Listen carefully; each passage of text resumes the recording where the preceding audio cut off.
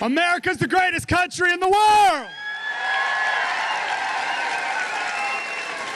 And San Diego's America's finest city. I love it. I love it. What an honor to be here. When I say Ted, you say Cruz. Ted. Cruz. Ted. Cruz. Ah, this is awesome. Who here? Ted Cruz is up next, but I may not get off the stage. You don't give a radio guy a microphone and tell him to hurry it up. I'm sorry, Ted. Who here was in the very beginning of the Tea Party movement a couple of years back? Raise your hand. I was thinking back on the beginnings of that and what we wanted out of a president then, right? Now, of course, we wanted someone who understands the Constitution, right? Who understands that the Constitution's not there to limit you, it's there to limit them.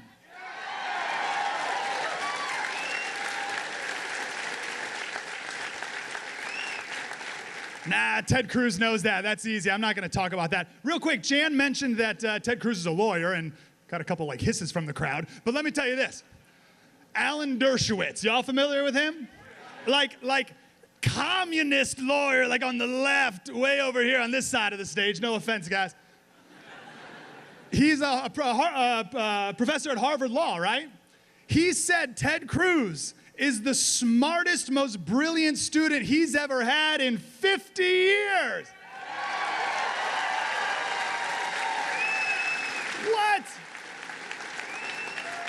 Think about that. 50 years of Harvard Law, Alan Dershowitz says Ted Cruz is the smartest ever. And I'll tell you, after 7 years of a community organizer as president,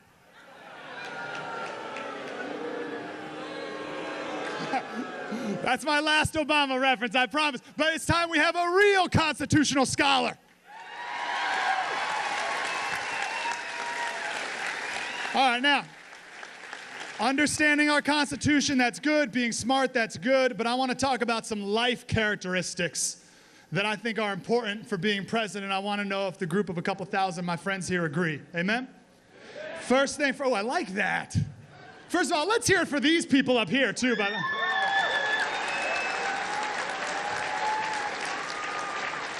I don't know who they are, but they're like, I got to sneeze and I don't know what to do. I got an itch in my nose and I don't know what to do. You're doing God's work. Thank you guys for being there. I want a president who will choose the right path, even if it's the difficult path.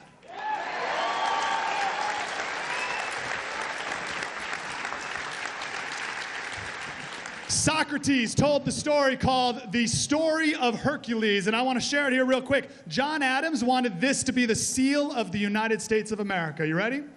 Hercules, alone in the woods, 2 women come up to him. The first woman says, "Follow me, Hercules, and I will give you a life of luxury and ease. $15 an hour minimum wage. Free health care, and you can keep your doctor." That's what she promised. She promised a bed of roses and a cloud of perfume and rainbows and unicorns and a life of no worries at all.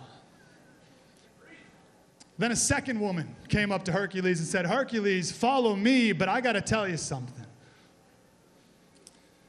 There is nothing truly valuable that can be purchased without pain and hardship.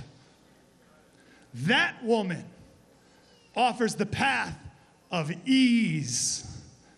I offer the path that is long and difficult." And she pointed off to a mountain way off in the distance. Now, Hercules, of course, chose that path. That's the path of virtue. And John Adams wanted that to be the seal of America because he knew that the path of virtue was the only way that America could even be the shining city upon a hill. There's only one way. There's one way. I got to unbutton my jacket here, getting fired up. There's only one way to get to the top of that hill. There's no shortcuts. You got to choose the path of virtue, and I want a man who will do that every time, even when it's long and difficult. And in a culture that we live in today, where the left is always talking about shortcuts, free everything, this choice is more important now than ever before. And I want a man who understands that. That's point one. Cool? When I say no, I'm just joking. I want a president who's an extremist. Ooh, all the cameras said, oh, we're going somewhere now. He's going to say something that's going to make news. No. Who here's been called an extremist before? Right? All right. Me too. It's a bad word, right? Bad word. You don't want to be an extremist. Martin Luther King Jr. was called an extremist. And he said, at first I didn't like being called an extremist, but then I learned to really like being called an extremist. He said, was not Jesus an extremist for love? Was not Amos an extremist for justice? Was not Paul an extremist for the Christian gospel? Abraham Lincoln, Thomas Jefferson. We hold these truths that all men are created equal. These are extremist positions. So the question's not, will we be extremists? The question is, what kind of extremists will we be? Will we be extremists for hate or for love? Will we be extremists for injustice or for justice? Now, excuse me, and I would only say this at a Ted Cruz rally. But Martin Luther King Jr. reminded us that on Calvary Hill there were 3 men who were crucified. And they were all guilty of the same crime of being extremists.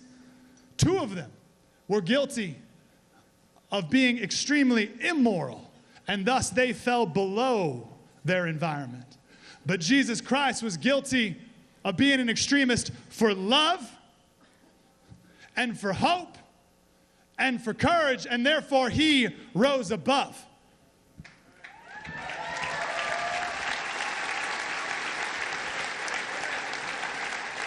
And that's why Martin Luther King Jr. said, perhaps the nation and the world are in need of more extremists. And I know the people of San Diego, good people. And we want a president who's an extremist for love, justice, integrity, and honesty.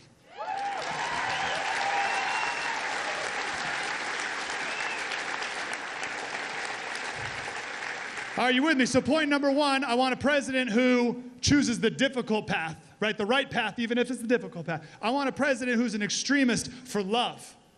Third point, and I'm sorry if this offends anyone, but I want a man who prays.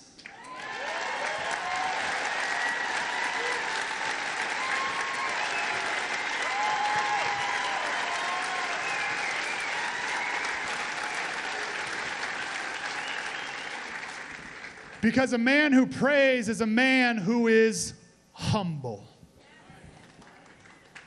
Who here's seen the movie Gladiator? Yeah, the men were like, who? So I'm going to watch it right now when I get home. Do you remember the scene early in the movie when Caesar meets with Maximus? That's Russell Crowe's character, remember?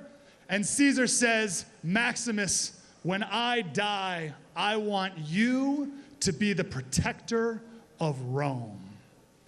Will you accept this honor that I have offered you?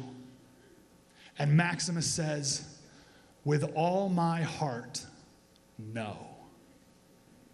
And Caesar says, that is why it must be you. The reluctant leader. I love it. The best man for the job is always the man who really doesn't want the job, because they're a humble man. George Washington was like that. George Washington didn't want the job. He turned it down twice. And when he finally took it, they didn't know what to call him. John Adams said, how about we call you, ready for this? His Elective Majesty. And he said, no, we're not going to go with that. Okay, how about His Mightiness? Or His Highness. Those were real proposals on what to call this new position. You know what George Washington went with? President. That's it. The most low-key, no frills, simple, basic, no ego title possible. Once again, we need a president who is humble. Now, last thing here Last thing here, I'm getting the hook. A lot of people think humble means weak, right? So then they think that we need someone who's prideful because that means they're strong. I'll tell you, our greatest generation is not just the greatest generation because they stormed the beaches. They stormed the beaches and never bragged about it. Have you ever heard a World War II veteran boast about their service? No way, they're humble. But don't you ever call them weak. I dare you. I saw a 95-year-old World War II veteran the other day. He could have taken me out, no problem. Don't call them weak, they're humble. And that's what makes them the greatest. Now, you can be arrogant and make a lot of money.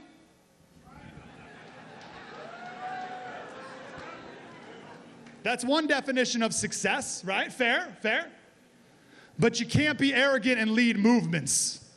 And what this country needs more than anything is a movement. We don't need a highness. We don't need an elective majesty. We don't need someone who aspires to be the most powerful man in Rome. We need someone who more than anything doesn't want these things, but if he must, he will serve with all of his heart and none of his pride. We need strength. We need power. We need conviction. And more important than anything, we need humility.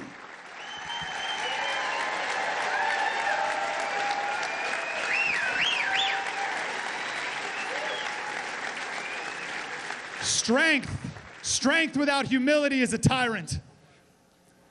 Because the man who's going to talk next will tell you that those who exalt themselves will be humbled, and those who humble themselves will be exalted. I'll end with, and exhausted. Can you imagine how exhausted he is after doing this? I'm exhausted. I've been talking for 5 minutes. I'll end with this. Major Dick Winters, Band of Brothers. Y'all seen that HBO miniseries, Band of Brothers? Gotta watch it. Dick Winters, one of the greatest commanders in World War II history. He would often go into the wilderness to pray alone. And he said the sun shining through the clouds and reflecting off the trees and the flowers, he said that's the best place to pray. Because in nature, you'll notice that God has given us the most magnificent stained glass windows you'll ever see. I want a president who takes the time to pray to the creator of life and to the source of our rights. Now, that may be extreme, but it's the foundation on which our entire country is established on, and I think we should try it again.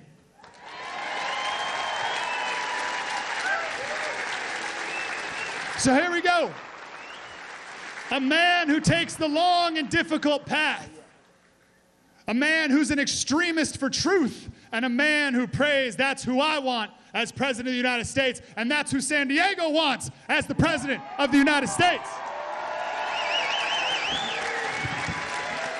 And that's why it's an honor to be here for the senator from the great state of Texas, Ted Cruz, the next President of the United States. When I say Ted, you say Cruz. Ted!